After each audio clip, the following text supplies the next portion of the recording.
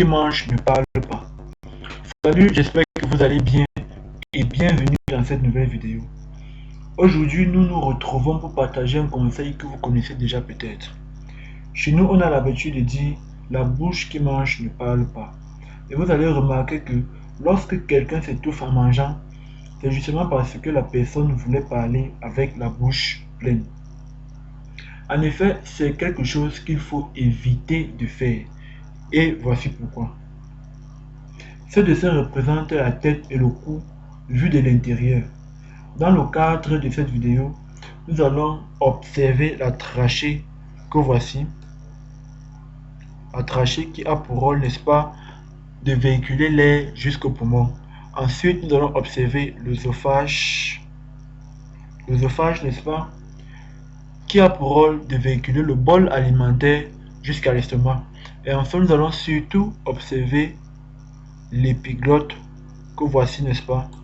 L'épiglotte qui joue un rôle capital durant la respiration et durant la déglutition. Alors, la déglutition, n'est-ce pas, c'est tout simplement l'action d'avaler. Avec cette photo, l'image est plus réelle. Nous avons notre trachée qui est toujours là. Nous avons notre œsophage là. Et enfin, nous avons notre épiglotte là. Alors, vous devez savoir que dans les conditions normales, l'épiglotte est toujours ouvert, comme vous pouvez d'ailleurs le constater sur la photo. En effet, c'est simplement parce que lorsque nous respirons, c'est par ce chemin que l'air passe. En d'autres termes, si l'épiglotte se ferme, nous allons nous étouffer, tout simplement. Mais lorsque nous sommes en train d'avaler quelque chose, l'épiglotte se ferme automatiquement.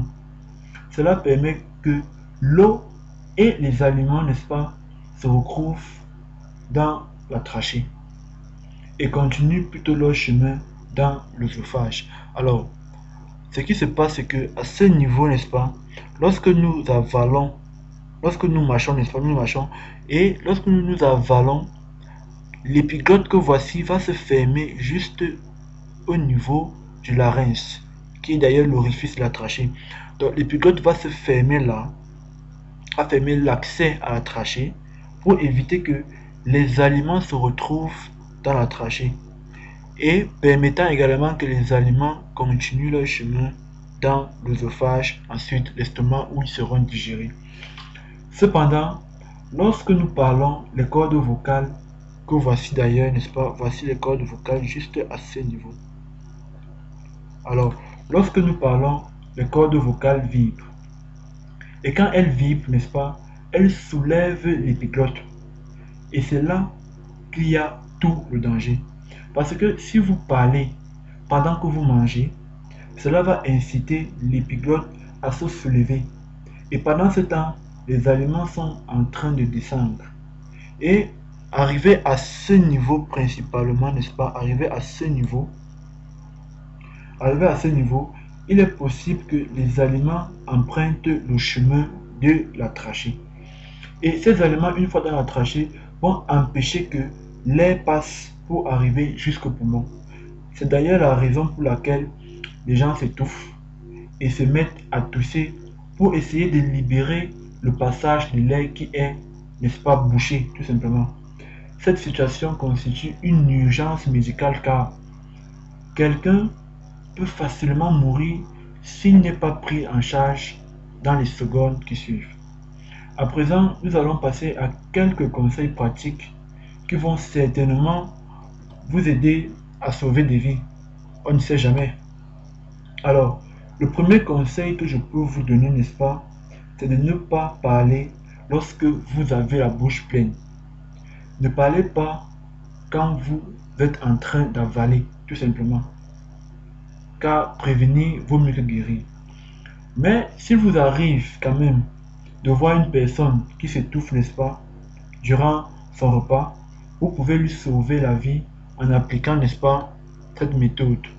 Vous pouvez appliquer 5 bonnes claques dans le dos de la personne, précisément au niveau de l'omoplate, juste à ce niveau, n'est-ce pas, juste à ce niveau. Cela va aider à évacuer l'aliment qui bouche les voies respiratoires. Si cette technique ne marche pas, je vous conseille la seconde technique appelée la technique de Heimlich. En effet, n'est-ce pas, cette technique, n'est-ce pas, pour la réaliser, il faut se mettre derrière la personne qui est en train de s'étouffer. Et à l'aide de vos deux mains, n'est-ce pas, à l'aide de vos deux mains, vous allez former un point, juste là. Et ce point, n'est-ce pas, va vous aider à exercer une pression au niveau du thorax en tirant en tirant vers le haut tout simplement, en tirant vers le haut, comme vous pouvez d'ailleurs le voir sur la photo. Vous devez également savoir que dès que la personne pourra reprendre sa respiration, il faudra également arrêter le geste, tout simplement. Alors, cette vidéo touche donc déjà à sa fin. J'espère que vous avez aimé la vidéo. Surtout, n'hésitez pas à vous abonner à ma chaîne pour ne pas rater mes prochaines vidéos. Je vous dis donc à très bientôt dans l'une de mes nouvelles vidéos.